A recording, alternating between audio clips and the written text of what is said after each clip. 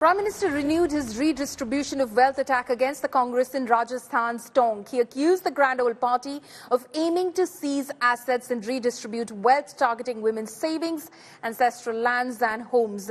Prime Minister quipped that the Congress party is now nervous after their manifesto's exposure. Citing Manmohan Singh's remark about Muslims' rights, he said that the Congress has even attempted to remove Dalit quotas and giving it to the Muslims during its regime. In the backdrop of this, a massive war of words has erupted between the Congress and the BJP. The Congress has accused Prime Minister Modi of trying to divert attention of the people by, in fact, administering a hate speech, upping its ante. Opposition netas to slam Prime Minister Modi, calling his remarks objectionable and highly deplorable in nature. उनके एक नेता ने तो भाषण में कहा x ray किया जाएगा, एक्सरे किया जाएगा। मतलब आपके घर में अगर बाजरे के अंदर डिब्बे में भी कुछ रखा है तो वो भी एक्सरे करके खोजा जाएगा। दीवार में कहीं रखा है तो उसको भी एक्सरे करके खोजा जाएगा। पूरा एक्सरे करने वाले की घोषणा की है। जरूरत से ज्यादा जो भी होगा वो उनका कब्जा करेगी उनकी सरकार, कहते हैं, और फिर लोगों को बांट देंगे। अगर आपके पास 2 घर है, यहां गांव में घर है, और बच्चों के लिए आपने जयपुर जोधपुर में अगर एक छोटा फ्लैट ले लिया है तो एक्सरे करेंगे कि भाई 2 घर है, एक वापिस दो, सरकार को दे दो। बताइए आपको मंजूर है क्या? ये मंजूर है क्या? क्या स्त्री धन पर हाथ लगा सकते हैं क्या? क्या मंगलसूत्र पर हाथ लगा सकते हैं क्या? ये पंजे की ये ताकत, भाइयों बहनों, राजस्थान में से एक भी पंजा बचना नहीं चाहिए। भाइयों ने भाषण किया था और उस सभा में मैं मौजूद था मुख्यमंत्री के नाते। मुस्लिमों का देश के संसाधनों पर पहला हक है, ये मनमोहन जी का बयान है। और ये संयोग नहीं था और ये अकेला बयान नहीं था। कांग्रेस पार्टी की सोच हमेशा से तुष्टीकरण की रही है, वोट बैंक की राजनीति की रही है। 2004 में जैसे ही कांग्रेस की केंद्र में सरकार बनी, उसके सबसे पहले किए गए कामों में था, सबसे पहला काम था चुनाव जीतने के बाद आंध्र प्रदेश में SC ST के रिजर्वेशन में से कमी करके मुसलमानों को रिजर्वेशन देने का प्रयास। डॉक्टर मनमोहन सिंह जी देश के प्रधानमंत्री थे।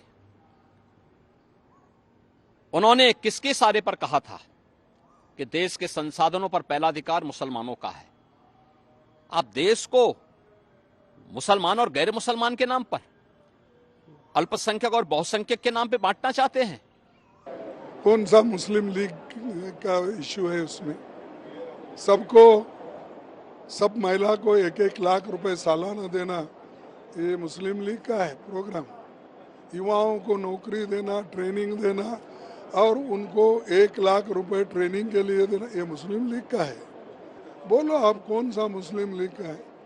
अरे 25 गारंटी हमने जो दी सबके लिए दिए हैं। गरीब के लिए है, महिला के लिए है, युवाओं के लिए है, दलित के लिए है, सबके लिए हमने दिया है।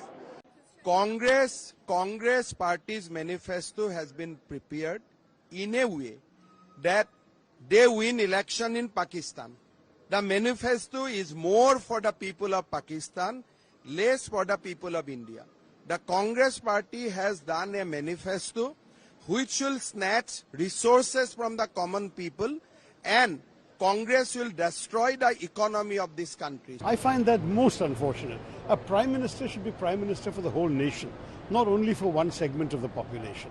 And I have to say, we all acknowledge once the electorate has made you prime minister, you are prime minister for all. you should earn and maintain the respect of all. How can you betray the respect of those who don't think like this, as well as this entire segment that happens to be in the category that you seem to have contempt for?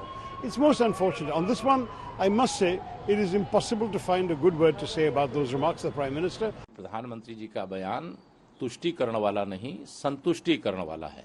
और जो विपक्ष के दल हैं, उनके अगर घोषणा पत्र में कोई चीज लिखी गई है तो उसे बताना, यह सत्ता में हम हैं और हमारे खिलाफ वह चुनाव लड़ रहे हैं, तो यह हमारी जिम्मेदारी, हमारे प्रधानमंत्री जी ने जो कहा है उसका स्वागत करता हूं और लोगों से अपील भी करता हूं कि तैयार रहें कांग्रेस मुक्त भारत बनाने के लिए।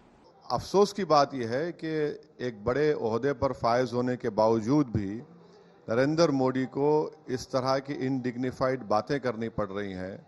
आप डर पैदा कर रहे हैं कि मुसलमान ओवरटेक कर लेंगे, तो इस तरह का बयान देना ये तो इनका कंसिस्टेंट है। और ये गारंटी उनकी एक जरूर है कि 1% लोगों को उन्होंने 40% दौलत दी है। 140 करोड़ के वजीर आजम को क्या ये जेब देता है ऐसे जुमले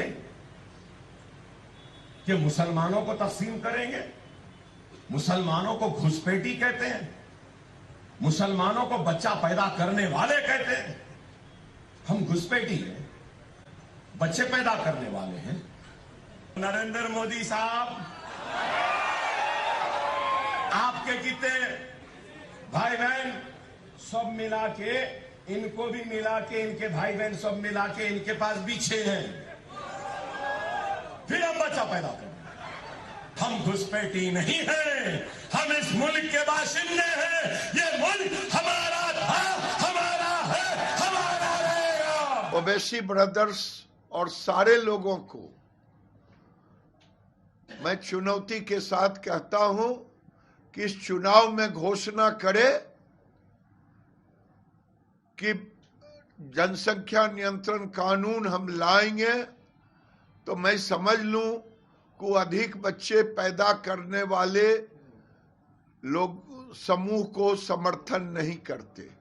मोदी जी जब खुद गुजरात के मुख्यमंत्री थे तो खूब उस वक्त के प्रधानमंत्री मनमोहन सिंह के विषय में गलत बातें कहा करते थे, और आज तो प्रधानमंत्री के पद पे होते हुए भी वे मनमोहन सिंह जी के बारे में उल्टी सीधी बातें कहते हैं, उनके बयानों को गलत तरीके से प्रचारित करते हैं, अपनी कमियों का ठीकरा चाहे वो मनमोहन सिंह हो चाहे वो जवाहरलाल नेहरू हो उनके ऊपर फोड़ते हैं।